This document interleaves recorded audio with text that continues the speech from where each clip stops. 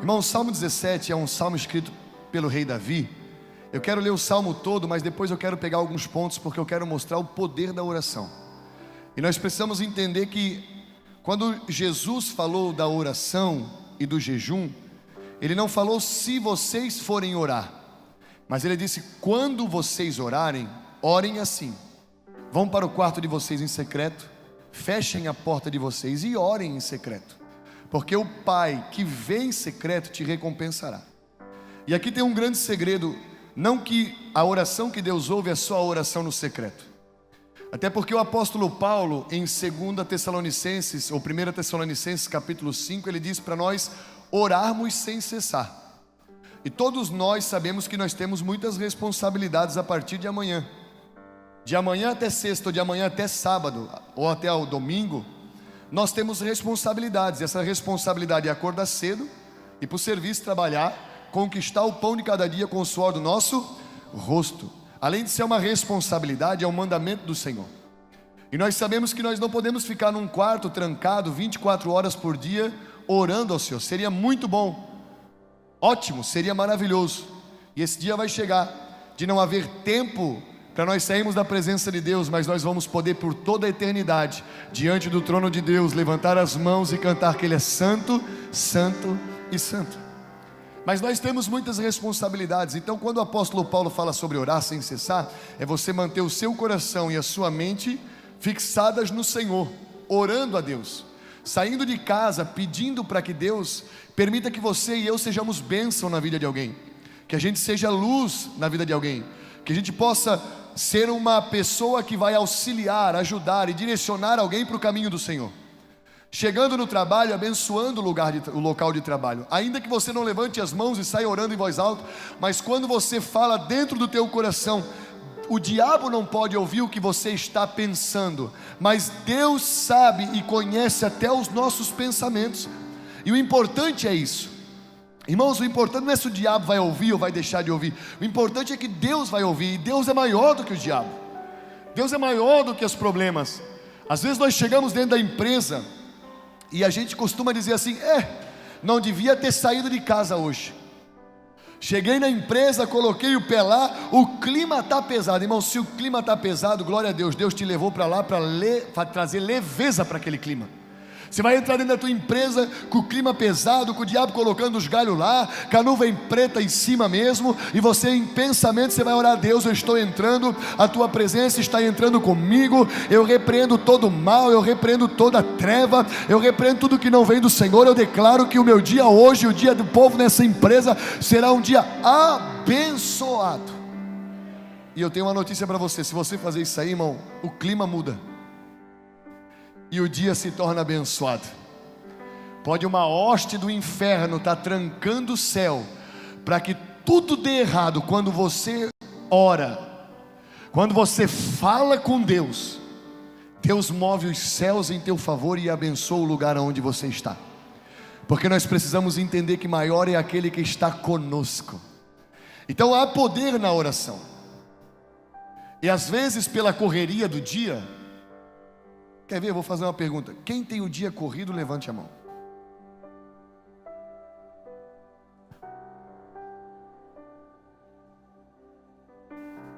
Irmãos, e é normal. O dia corrido é normal. Mas quem concorda com o pastor que nesses dias corridos, o melhor momento é quando você tem um tempo para dobrar o teu joelho, e você coloca um fundo musical, você coloca um louvor da qual você gosta, e você vai para o secreto orar ao Senhor e falar com Ele? Quem concorda com o pastor? É o momento mais especial do dia, é ou não é? Ou quando você está naquela semana pilhado, mas você sabe que domingo tem culto. Você está naquela quarta-feira pilhada, mas você sabe que na quarta tem culto. E você sabe que quando você entra aqui, você tem um momento com Deus. Vai começar o louvor e você vai rasgar o seu coração na presença de Deus. Vai começar a palavra e Deus vai falar com você. E você sabe que você vai entrar aqui sobrecarregado. Você sabe que você vai entrar aqui entristecido, entristecida. Mas que quando você entrar aqui, a presença de Deus vai mudar essa situação. E você vai sair daquelas portas para fora em direção à tua casa, feliz, fortalecido, alegre, para cima, com as forças renovadas. É verdade ou não é? Tudo isso, irmãos, está no poder da oração. E eu quero ler rapidamente o Salmo 17. Eu quero explicar alguns pontos aqui para você. Ouve, Senhor, a minha justa queixa, atenta para o meu clamor, dá ouvidos à minha oração, que não vem de lábios falsos. Venha de ti a sentença em meu favor. Vejam os teus olhos onde está a minha justiça, onde está a justiça, perdão. 3. Provas o meu coração, e de noite me examinas. Tu me sondas e nada encontras. Decidi que a minha boca não pecará como fazem os homens. Pela palavra dos teus lábios eu evitei os caminhos do violento. Meus passos seguem firmes nas tuas veredas. Os meus pés não escorregaram, glória a Deus por isso. Eu clamo a ti, ó Deus, pois tu me respondes. Inclina para mim os teus ouvidos e ouve a minha oração. Mostra a maravilha do teu amor, tu que com a tua mão direita salvas os que em ti buscam proteção, contra aqueles que o ameaçam. Verso 8. Protege-me como a menina dos teus olhos, esconde-me à sombra das tuas asas, dos ímpios que me atacam com violência e dos inimigos mortais que me cercam. Eles fecham o coração insensível e com a boca falam com arrogância. Eles me seguem os passos e já me cercam. Seus olhos estão atentos, prontos para derrubar-me. São como um leão ávido pela presa, como um leão forte, agachado na emboscada. Levanta-te, Senhor, confronta-os, derruba-os. Com a tua espada livra-me dos inimigos. Com a tua mão, Senhor, livra-me de homens assim, de homens deste mundo, cuja recompensa está nessa vida. Enche-lhes o ventre de tudo que lhes reservaste. Sejam os seus filhos saciados, e o que sobrar fique para os seus pequeninos. Quanto a mim, feita a justiça, verei a tua face. Quando despertar, ficarei satisfeito ao ver a tua semelhança. Davi aqui, num momento de perseguição dos inimigos, num momento de dificuldade, onde ele se sentia acuado, aonde ele estava sendo perseguido, e essa perseguição não era somente via guerra, mas também palavras. Ele se dobra para fazer uma oração ao Senhor. Irmãos, e o melhor remédio na hora da dificuldade é a oração. O melhor remédio na hora da tribulação é a oração. Eu já perdi as contas de quantas vezes eu entrei em oração com Deus, totalmente destruído. Me dobrei para falar com Deus sem nenhum tipo de esperança e alegria. Mas em poucos minutos, a minha força foi sendo renovada pelo Espírito Santo, que estava ali me assistindo naquela dificuldade. E muitas vezes, quando nós entramos no quarto para orar, em meio às dificuldades, perseguições, batalhas e tribulações, não são palavras que saem da nossa boca, mas são lágrimas que saem dos nossos olhos. Nós não temos nem capacidade de falar. Nós não temos força para falar com Deus. A única coisa que nós sabemos fazer, a nossa oração, não são palavras, são lágrimas. E a Bíblia diz que o Espírito Santo intercede por nós, porque nós, por melhores palavras que saem dos nossos lábios, ninguém sabe orar como convém. Então o Espírito Santo, nosso ajudador, aquele que veio para nos auxiliar na caminhada com Deus, ele intercede, ele fala para Deus qual é a nossa oração, qual é a nossa queixa. E quando as lágrimas começam a sair dos nossos olhos, a gente começa, no mesmo instante que as lágrimas saem, sentir o alívio entrando dentro do nosso peito. Esse é o poder da oração. O poder da oração é você entrar de um jeito no lugar de oração e você sair totalmente diferente. É você entrar destruído e sair de lá com forças. É você entrar lá pensando em desistir, desanimar, em retroceder, e você sair de lá cheio de ousadia, coragem, para caminhar mais uma milha, e duas se for preciso, com o Senhor. Oração é quando você entra lá e tudo aos olhos da carne está perdido, mas num determinado ponto daquele momento de oração, você sente, você ouve a voz de muitas águas do Senhor falando com você e te fortalecendo naquele momento. Tudo que nós precisamos, irmãos, eu não sei quanto tempo nós vamos caminhar com Deus. Eu não sei se eu tenho mais um dia, se é só mais hoje, se é mais um ano, se é mais 10 anos, ou não sei quanto tempo.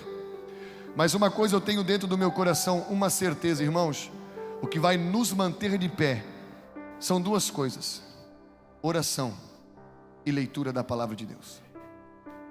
Se você praticar a oração, e se você praticar a leitura da palavra de Deus, pode ser que você, e Deus queira que você fique mais 60 anos caminhando com Jesus, enfrentando problema, enfrentando dificuldade, passando por tribulação, todas elas serão vencidas, porque a oração, o lugar da oração vai ser o refúgio aonde Deus vai te fortalecer. Lugar da oração. Eu fico impressionado com uma pessoa, uma mulher da Bíblia, irmãos, e essa mulher ela é de Deus. Ela nos dá uns 10 tapas na cara dos dois lados, chamada Ana, mãe do profeta Samuel. A Bíblia diz que Ana, Eucana e Penina. Eucana, que era marido dela, era casado com duas mulheres, Ana e Penina, e a única que podia ter filho era a Penina. Só que a Penina, ela era uma mulher ruim de coração, e ela tinha filhos e olhava para Ana e falava assim: "Ê, sua estéril, tu és amaldiçoada por Deus mesmo, né? Olha, eu estou tendo filhos, eu estou dando alegria para o meu marido, e você nada."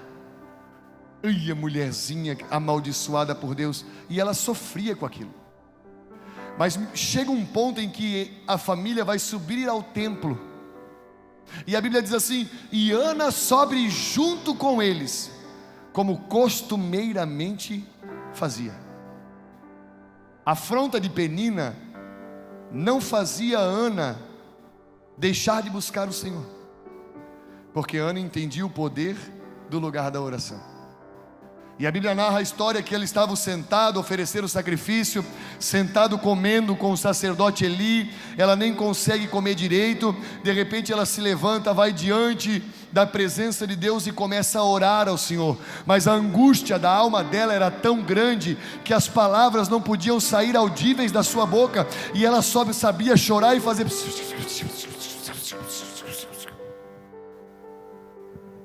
O Eli olhou aquela situação, ficou irado, chegou para ela e falou assim: "Mulher, tu não tens vergonha? Uma hora dessa está bêbada." Ela disse assim: "Oh, meu senhor, eu não estou bêbada, eu estou com a minha alma aflita, mas eu estou lançando essa aflição diante do Senhor. Eu estou com a alma angustiada, mas eu estou lançando diante do... Eu não perdi a esperança, eu estou aqui de novo. Eu não fiquei em casa, a minha fé não acabou, eu sei que Deus pode fazer. Eu estou aqui angustiado, mas eu estou orando. Eu estou sofrendo, mas eu estou orando. Eu não tenho força, mas eu estou orando, porque eu sei que Deus é poderoso para fazer infinitamente mais do que eu peço." É claro que não é bem assim que está escrito lá, mas é basicamente isso. Ele olha para a fé daquela mulher, guiado por Deus, e diz assim: "Mulher, Deus ouviu tua oração." Meu Deus, irmão, pela madrugada, o lindo é que Deus ouve a nossa oração. A gente não está orando ao vento, a gente não está orando diante de algo que tem olhos e não vê, que tem bocas e não fala. Não existe nada mais poderoso do que orar pela fé ao Senhor e entender que Ele ouve as nossas orações. Ele ouve, um Deus tão grande, tão soberano, cheio de glória e majestade, adorado pelos querubins, serafins, 24 anciãos. Ele se preocupa com alguém pequeno como eu.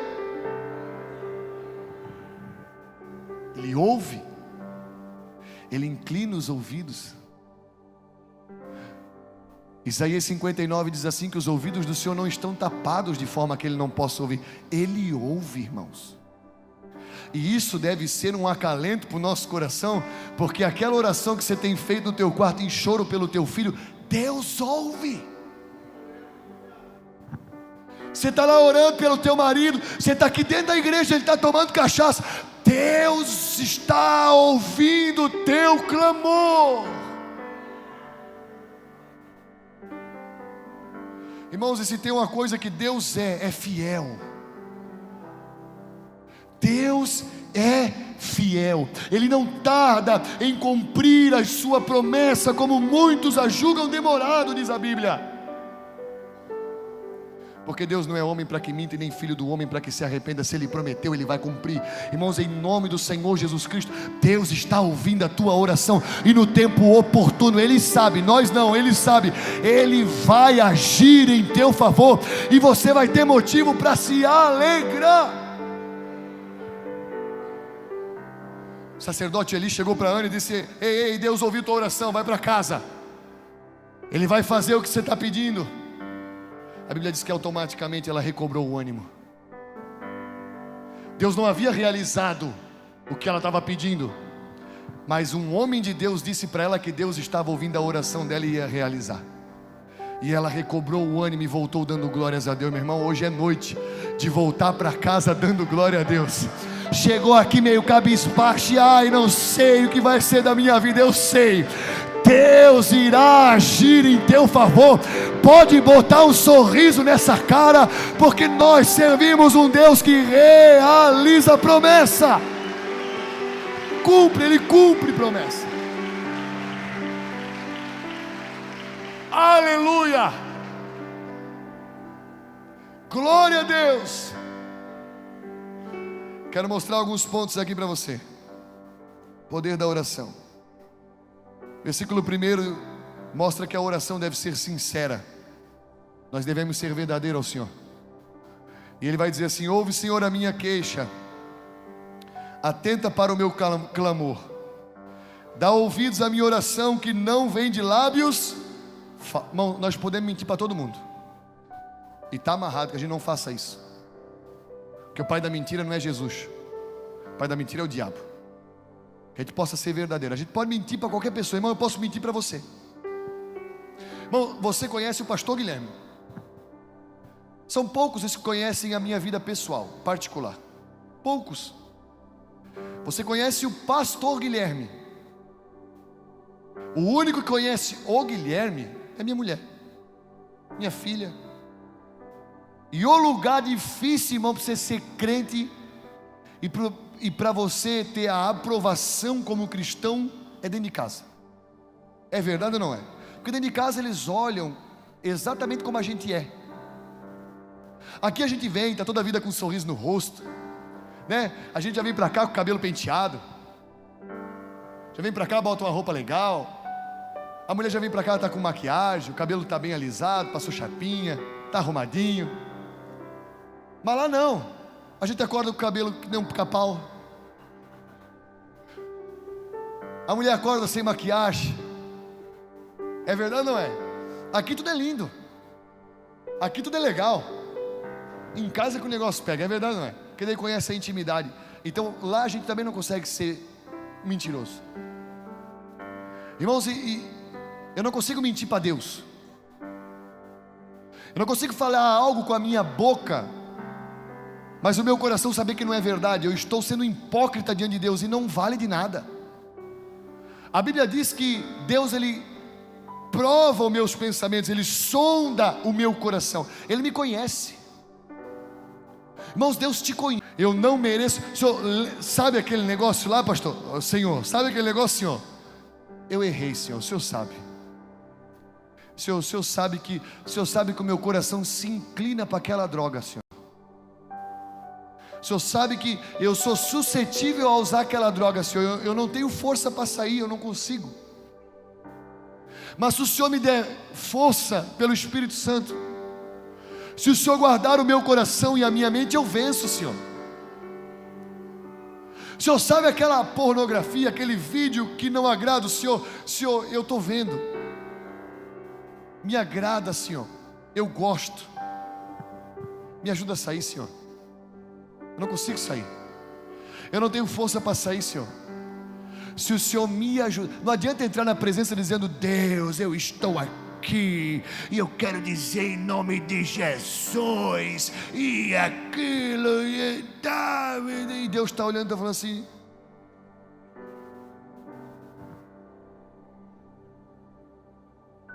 Jesus deu exemplo de duas pessoas e dois tipos de oração. Ele deu exemplo de oração de um fariseu e de um publicano. O publicano é um homem tirado pelos judeus como traidor, um homem que não valia nada, era o publicano para os judeus. E o fariseu, aos olhos dos judeus, era o cara, o homem de Deus. A veste dele era top e as palavras dele eram as melhores. E Jesus fala: tinha um fariseu e do lado dele tinha um publicano, e eles foram fazer uma coisa, foram orar. E o fariseu, olhando para o publicano, não ousava levantar a cabeça, não ousava olhar para o publicano, mas com a cabeça levantada aos céus, orava ao Senhor dizendo: Deus, eu quero dizer para ti, muito obrigado por eu não ser igual a esse cara aqui, ó, falho, pecador. Eu sou o cara, Senhor, eu oro, eu leio, eu jejuo, eu dou o dízimo, Senhor. Eu não sou igual o cara, se vangloriando diante de Deus. O publicano não. O publicano se colocou de joelho, baixou a cabeça. A Bíblia diz que ele não ousava olhar para cima. Irmãos, aprenda uma coisa nessa noite com esse pastor aqui, em nome de Jesus. Quando você entrar no teu momento de oração, você vai falar com o teu amigo Jesus, com o teu amigo Jesus. Mas você precisa entender que o teu amigo Jesus também é teu Senhor. Você precisa entender que no céu, diante do trono de Deus, existem querubins com 6 asas. Eles são seres celestiais, mas a Bíblia diz que esses querubins, serafins com 6 asas, eles usam 2 dessas asas para cobrirem o rosto. Tamanho o temor e a reverência que eles têm de Deus. Eles cobrem o rosto, adorando a Deus, dizendo que Ele é santo, santo, santo, e que toda a terra está cheia da sua glória.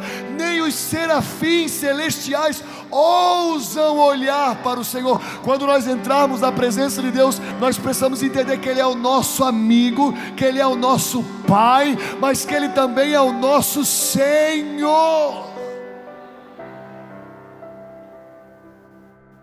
A oração que Deus se agrada é uma oração com temor, uma oração de um coração quebrantado, de uma pessoa que sabe o seu lugar naquela hora. Eu não estou falando uma oração de autoridade, uma oração onde você vai expulsar um demônio, uma oração onde você vai abençoar o ambiente. Não, não, ali Deus te deu autoridade para isso. Eu estou falando quando você entra no seu momento de oração com Deus. Você tem que, com toda a reverência, e a posição é o de menos, mas com toda a reverência você tem que começar a sua oração com calma. E esse homem não ousava olhar para cima, e ele disse assim: Deus, eu sou tão pecador, Senhor, eu sou tão falho, eu sou tão indigno da tua misericórdia, mas Senhor, me alcança com a tua graça, me alcança com a tua misericórdia, Senhor. Eu não mereço, Deus, mas eu estou aqui recorrendo àquele que pode me alcançar com a graça maravilhosa, que alcança aqueles que não merecem.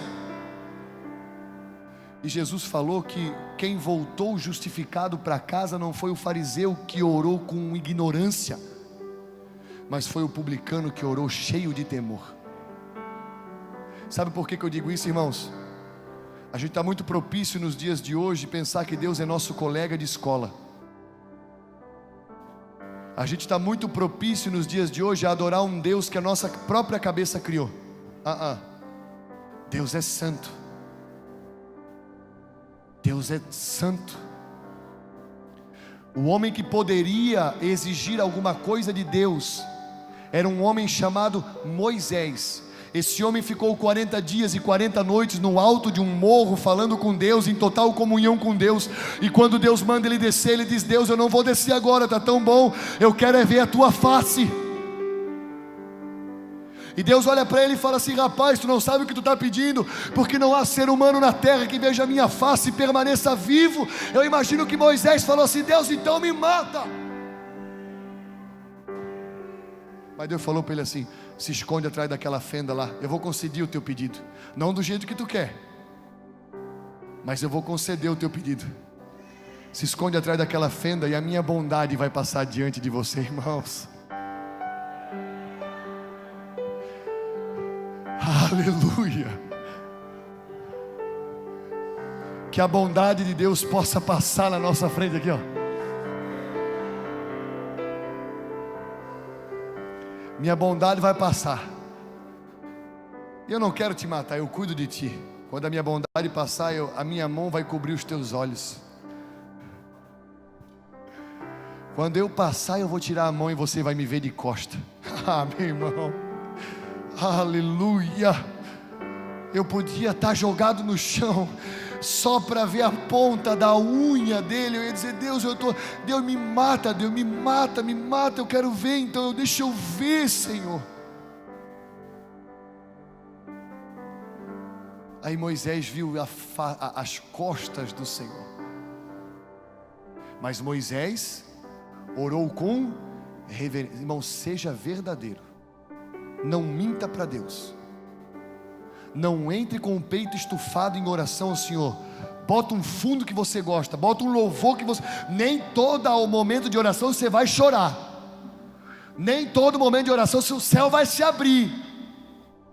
Mas o momento de oração não é para fortalecer Jesus, é para Jesus fortalecer você. Quem precisa de oração não é Jesus, é você. Então o momento é para você com Deus.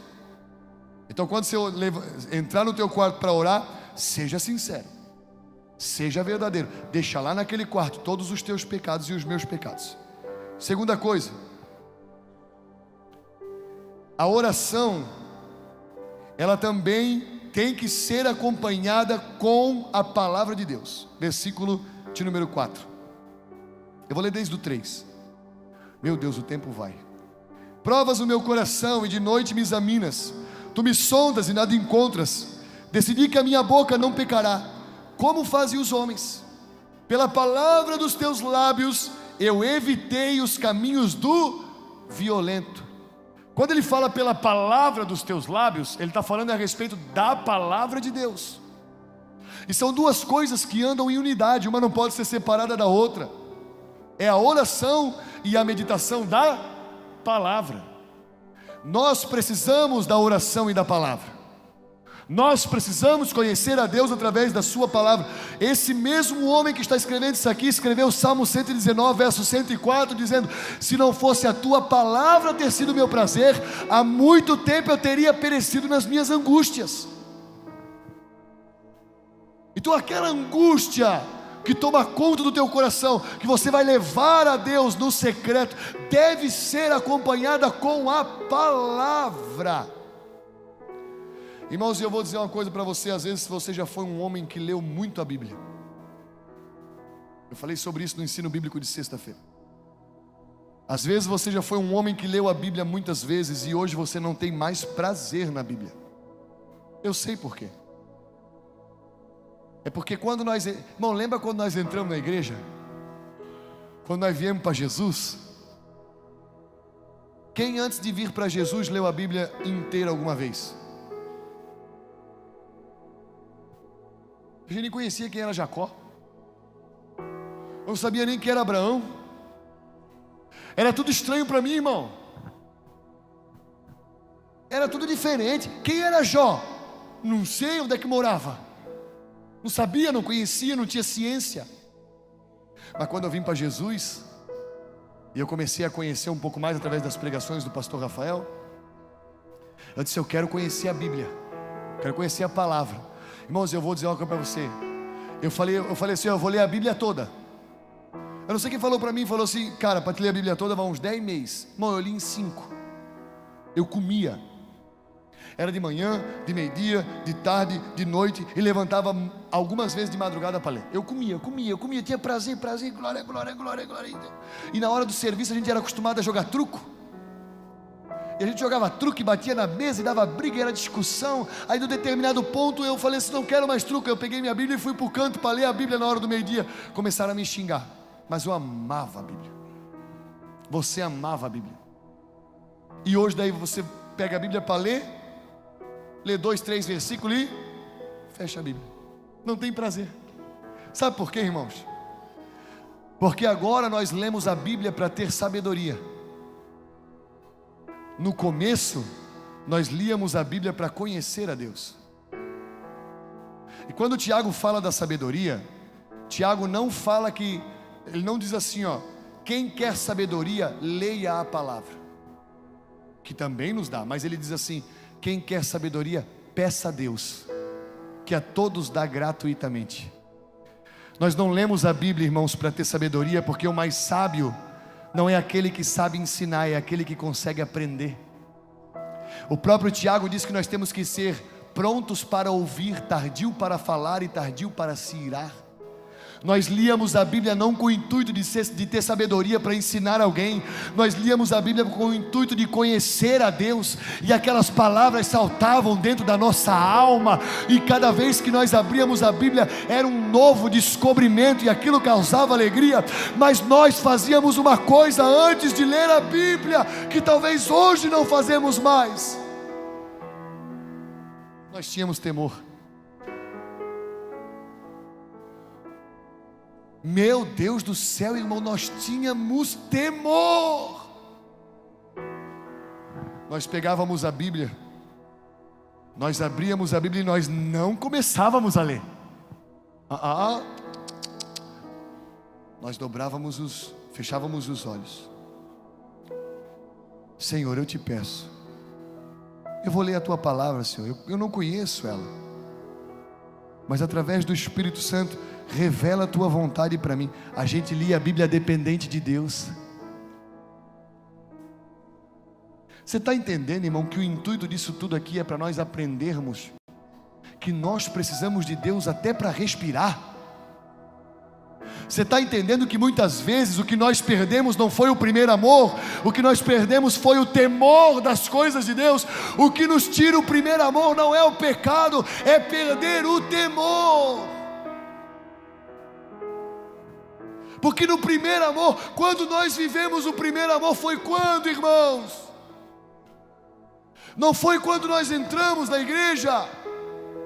Irmãos, e quem entrou na igreja perfeito? Quem entrou na igreja sem pecado? Quem entrou na igreja sem problema? Como é que naquele momento em que nós mais pecávamos e errávamos muito mais do que agora, nós vivemos o sobrenatural do primeiro amor? Eu sei por quê. É porque mesmo errando mais do que agora, nós tínhamos algo dentro do nosso coração chamado temor. O pecado não acaba com o primeiro amor. O que acaba com o primeiro amor é tratar as coisas de Deus de qualquer maneira. É não ter temor. É fazer algo para Deus pensando que Deus deve alguma coisa para nós. Davi não está fazendo isso aqui. Davi, ele está dizendo: Senhor, o Senhor prova o meu coração, o Senhor pode me examinar, Senhor. No Salmo 133 ele diz: Deus, sonda o meu coração e vê se há em mim algum caminho mau.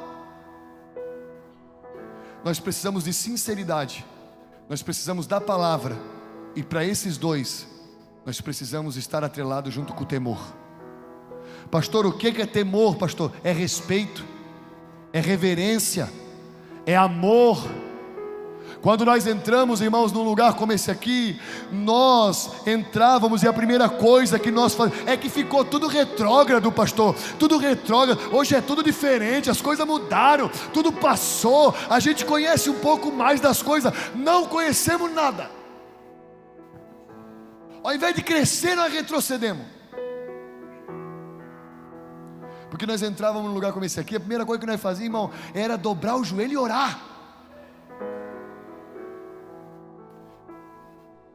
Quem foi dessa época, levanta a mão.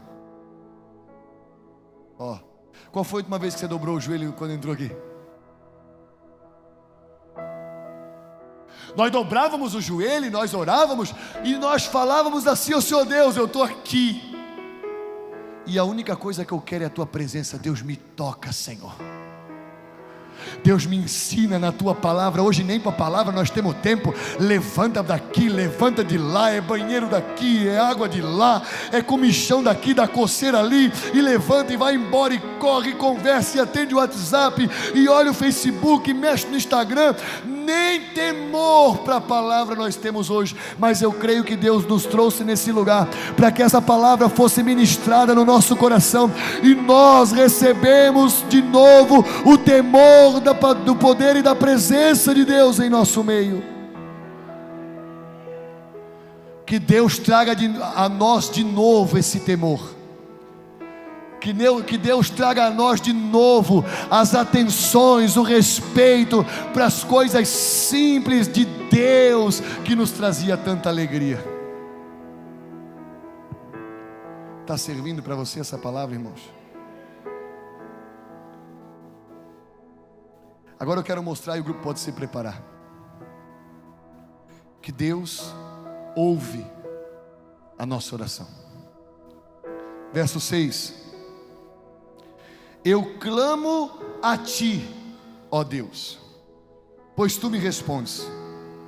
Eu clamo a ti, ó Deus, e fico a ver navios. Eu clamo a ti, ó Deus, e a única coisa que eu tenho é silêncio. Não é isso que está falando ali. Eu clamo a ti, ó Deus, pois o quê? Pois tu me respondes. Irmãos, Deus responde a nossa oração. Aham. Eu clamo a ti, ó Deus, pois tu me respondes. Inclina para mim os teus ouvidos e ouve a minha oração. Deus está ouvindo a nossa oração, e no tempo oportuno Ele há de nos responder, em o nome do Senhor Jesus. Amém? Se coloque de pé, queridos.